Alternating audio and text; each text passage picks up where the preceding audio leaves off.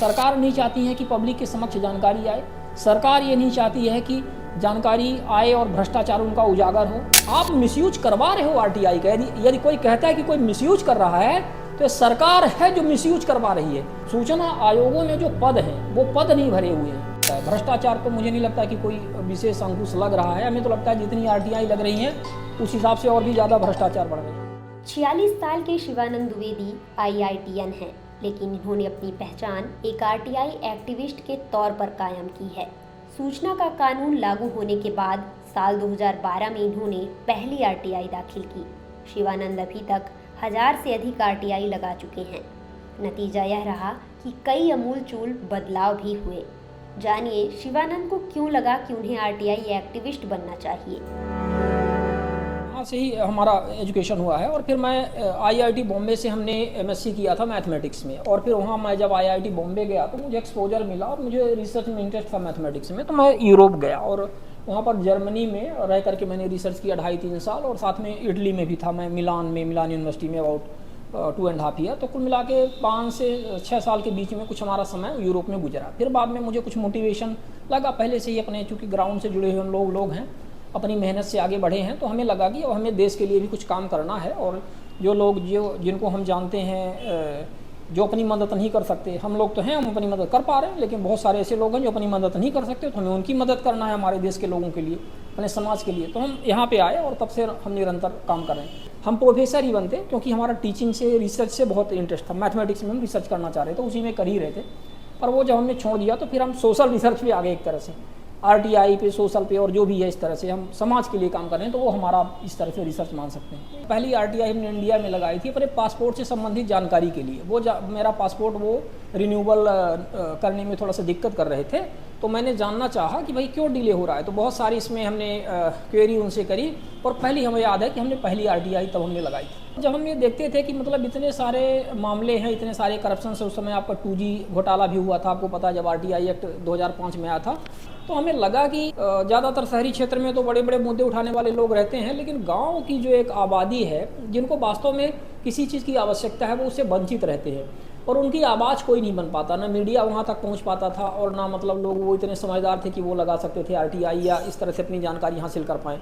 तो उनके मदद करने के उद्देश्य से और उन समस्याओं को उजागर करने के लिए हमने ये प्रयास किया। और फिर हमने ग्राम पंचायतों में और आसपास की जो और भी दिक्कतें होती हैं, चाहे वो पुलिस से संबंधित हों, राजस्व से संबंधित हों, आपके कृषि विभाग से संबंधित हो, पंचायत विभाग से संबंधित हो, विद्युत विभाग से संबंधित हो, इन समस्याओं को लेकर के फिर हमने लोगों की समस्याओं को लेकर के आरटीआई वगैरह लगाना चालू किया। और हमें फिर जानकारी मिलने लगी। जब जानकारी मिलती थी तो उनकी गड़बड़ियाँ भी मिलती थी। इसके बाद हम शिकायत करते थे, जानकारी हमें ऑथेंटिक मिलने के बाद उसका इम्पैक्ट भी पड़ने लगा और उस पर फिर कार्यवाही भी होने लगी। तो इस तरह से ये पूरा दौर एक तरह से प्रारंभ हुआ।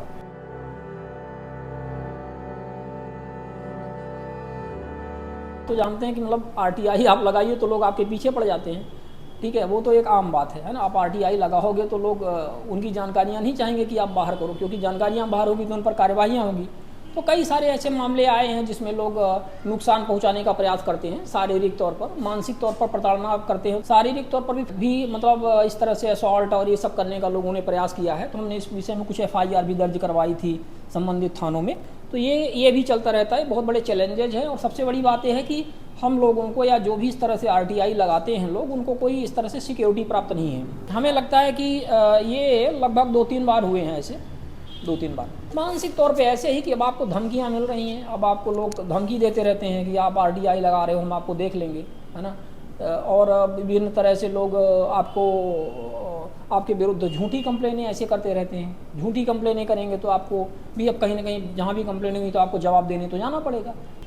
परिवार तो देखिए, मैं शादीशुदा नहीं हूँ, मैं आपको बताऊँ, और हम एक आश्रम में रहते हैं, पर जिनके पास परिवार है उनको बिल्कुल दिक्कत है।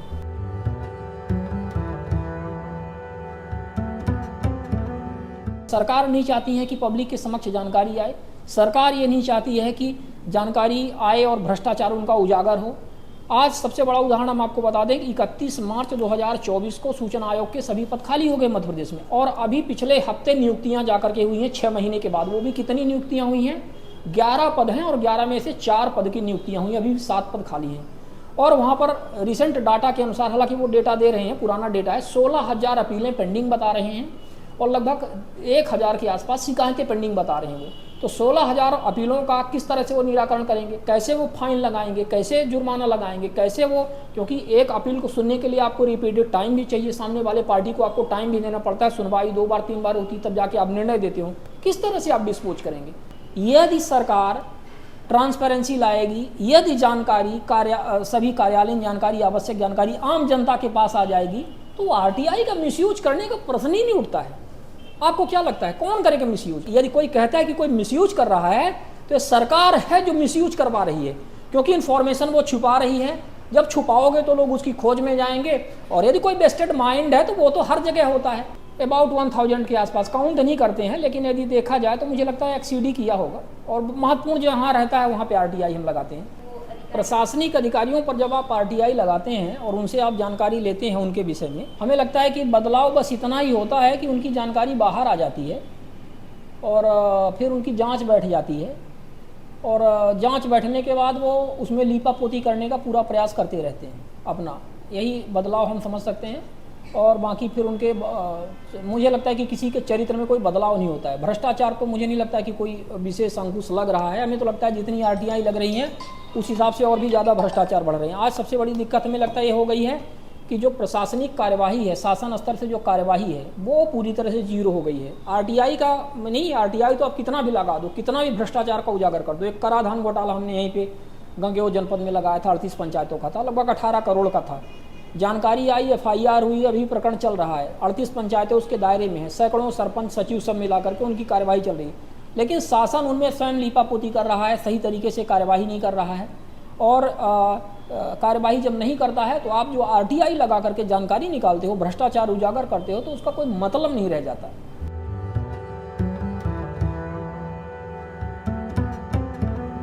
हमने ये देखा कि वो बहुत सारी जानकारी, जिसमें से आप जैसे सरकारी कर्मचारी हैं तो आपके रिन्यूमरेशन, आपके पेमेंट से संबंधित जानकारी, कुछ कार्य से संबंधित विभागीय यदि आपके हैं वो इम्पोर्टेंट जानकारी है। इस तरह से कैसे समितियां गठित होती हैं आपके कार्य विभाग में, और उनके कार्य से संबंधित जानकारी, ये सारी जानकारी वो साझा नहीं करते थे। तो जब हमने आरटीआई लगाए, उनसे पूछी, तो उन्होंने वो जानकारी हमें नहीं दी। फिर हमने अपील की। जब माननीय श्री राहुल सिंह जी के समक्ष ये सुनवाई गई तो उन्होंने पहली बार, हमें लगता है कि भारत के इतिहास में पहली बार सूचना आयुक्तों में रीवा के मामले में उन्होंने पूरे रीवा जिले में, उसमें डॉक्टर इलैया राजट्टी एक अच्छे कलेक्टर थे हमारे रीवा में, उनका भी तारीफ करना पड़ेगा, क्योंकि आदेश तो राहुल सिंह जी ने दिया लेकिन उसको जिस तरह से उन्होंने लागू करवाया तो एक अच्छे कलेक्टर की पहचान है। तो डॉक्टर इलैया राजट्टी साहब थे, उन्होंने उस आदेश को 17 पॉइंट्स मैनुअल को उन्होंने पूरे रीवा जिले में लागू करवाया। विधिवत सभी की वेब पोर्टल पर जितने भी विभाग हैं सभी उसको अपडेट करवाए गए कि ये जानकारी अनिवार्यतः सभी विभाग रखेंगे। हालांकि उसके बाद फिर वो जानकारी अपडेट नहीं हुई, क्योंकि वो जानकारी अपडेट भी होनी चाहिए लेकिन वो हुई नहीं। फिर मैंने उसी के आधार पर ये कहा कि भाई ये जानकारी आपने जिले में तो लागू करवा दी, लेकिन ये प्रादेशिक स्तर पर होनी चाहिए। कम से कम मध्य प्रदेश में जानकारी लागू होनी चाहिए, पूरे प्रदेश के सभी जिलों में होनी चाहिए। तो फिर उन्होंने बहुत बेहतरीन आदेश दिया जिसमें 17 पॉइंट्स मैनुअल, बहुत महत्वपूर्ण जानकारियां अब आपको वेब पोर्टल पर ज़्यादातर मिल जाएंगी। इस तरह एक हमारा और मामला था, जो पंचायत के त्रिस्तरीय पंचायत के जो प्रतिनिधि होते हैं, जैसे आपका पंच हो गया, सरपंच हो गया, जनपद सदस्य हो गया, जिला सदस्य हो गया, चुनाव लड़ते हैं। तो ये जो हलफनामा देते हैं अपना, जो ये हलफनामा देते हैं, मतलब एक एफिडेविट देते हैं, सार पत्र देते हैं, जिसमें ये अपने चल अचल संपत्ति का ब्यौरा देते हैं और साथ में इनके ऊपर कितने क्रिमिनल रिकॉर्ड हैं इसकी जानकारी साझा की जाती है एफिडेविट पे। वो जानकारी हमने ऐसे मांगी, हमने शुरुआत अपने पंचायत से ही की, सरपंच साहब की ये जानकारी आपको देना है। अब तहसील में जब ये मामला गया तो वहाँ से जानकारी नहीं दी, उन्होंने डिनाई कर दिया। जब उन्होंने डिनाई कर दिया तो हमने इसकी प्रथम अपील की, प्रथम के बाद द्वितीय अपील की, द्वितीय अपील माननीय सूचना आयोग में पहुँची जब, और जब वहाँ पे इसकी सुनवाई हुई तो इस पर एक बहुत ज़बरदस्त, हमें लगता है कि संबंधित जो लोक सूचना अधिकारी थे तहसीलदार बनगमा के, उनके ऊपर 25,000 का जुर्माना भी लगा इस विषय पर। और पूरे मध्य प्रदेश में त्रिस्तरीय पंचायतों के प्रतिनिधियों के जो भी ये मतलब अभ्यर्थी होते हैं जो चुनाव लड़ते हैं, इनके सब के शपथ पत्र, सहसार पत्र, ये सारी चीज़ें सार्वजनिक करने के आदेश पूरे मध्य प्रदेश स्तर पर हुए। और ये निर्वाचन आयोग को भी आदेशित किया गया सूचना आयोग के द्वारा, और निर्वाचन आयोग ने फिर, हमें पता है कि ये आदेश का पालना वो नहीं कर रहे थे, तो हमने फिर एक रिट पिटीशन भी लगाई, एक PIL लगाई। PIL के माध्यम से फिर वहाँ से जब ये आदेशित किया गया, उनको नोटिस भेजी गई, तो निर्वाचन आयोग ने ये जानकारी अपने वेब पोर्टल पर अब दे दी है। तो आप किसी भी प्रतिनिधि का, जिन्होंने भी चुनाव लड़ाया, आप जाइए वहाँ पर, उनका आपका उनके आपराधिक रिकॉर्ड और उनके चल अचल संपत्ति का ब्यौरा आपको ऐसे मिल जाएगा, कहीं का भी आप देख लीजिए। विधायकों का होता है, सांसदों का होता है, ये आपके विधानसभा और लोकसभा में है व्यवस्था, लेकिन ये पंचायत स्तर पर नहीं थी, उसको अब हमने लागू किया। ये बहुत ऐतिहासिक निर्णय है। दूसरा, हमने फिर ये आरटीआई लगाई और हमने पूछा कि रीवा जिले के जो सेल्समैन हैं उनकी समितिवार, कोटावार कितनी पेमेंट निर्धारित है, कितनों की कब से पेमेंट लंबित है, कितने वर्षों से, कितनों महीनों से, वो जानकारी दीजिए।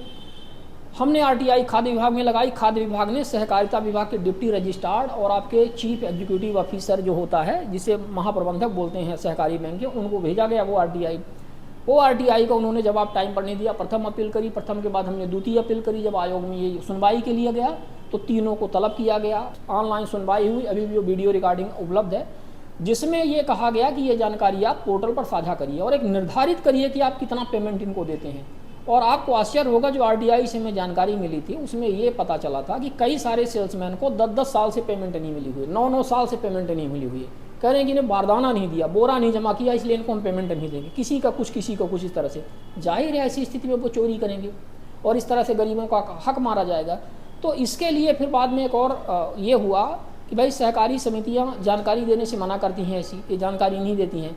तो हमने सहकारी समितियों को आरटीआई के दायरे में लाने के लिए एक आदेश पारित करवाया। माननीय सूचना आयुक्त राहुल सिंह जी ने इसको आदेश को पारित किया और पूरे मध्य प्रदेश में अब आप किसी भी सहकारी समिति में, जो सहकारी समितियां खाद्यान्न का मतलब ये वितरण करती हैं कोटे के माध्यम से, और जो उपार्जन करती हैं धान और गेहूं का या किसी भी प्रकार का उपार्जन करती हैं, वो सारी सहकारी समितियां आरटीआई के दायरे में आएंगी और उनको जानकारी देना पड़ेगा। हालांकि आरटीआई आपको डीआर कार्यालय में लगाना पड़ेगा। इस तरह से उन्होंने आदेश दिया। बहुत जबरदस्त, पूरे मध्य प्रदेश स्तर का आदेश है। आरटीआई एक्टिविस्ट शिवानंद विंध्य के रीवा जिले में कैथा गांव के रहने वाले हैं। शिवानंद के परिवार में आज कोई नहीं है। कुछ साल पहले उनकी मां और पिता दोनों का स्वर्गवास हो गया। हायर एजुकेशन की पढ़ाई रीवा से करने के बाद शिवानंद ने आईआईटी की पढ़ाई मुंबई से की। बाद में इन्होंने रिसर्च की पढ़ाई यूरोप से की। समय बदला और यूरोप से आने के बाद शिवानंद अपना पूरा समय समाज सेवा को देने लगे। समाज सेवा ही इनका सबसे बड़ा पेशा बन गया। आरटीआई इकलौता ऐसा कानून है जहां सरकार को कानून का पालन करना है। बाकी सभी कानून आम जनता के लिए बनाए जाते हैं। साल 2005 में ये कानून तो आ गया, लेकिन इसे लेकर सरकारों ने कभी भी कड़ाई से लागू करने की मंशा नहीं दिखाई। हालांकि आपको जानकर हैरानी होगी कि भारत एक ऐसा देश है जहां दुनिया में सबसे ज़्यादा सूचना के अधिकार का इस्तेमाल होता है। आंकड़े बताते हैं कि हर साल 60 लाख आरटीआई डाली जाती है। सबसे ज़्यादा आरटीआई लगाने वाला समाज का निचला तबका आज भी जवाब के इंतजार में बेबस नजर आता है और सरकार के नुमाइंदे उसे कागजी कार्रवाई में उलझाए रखते हैं।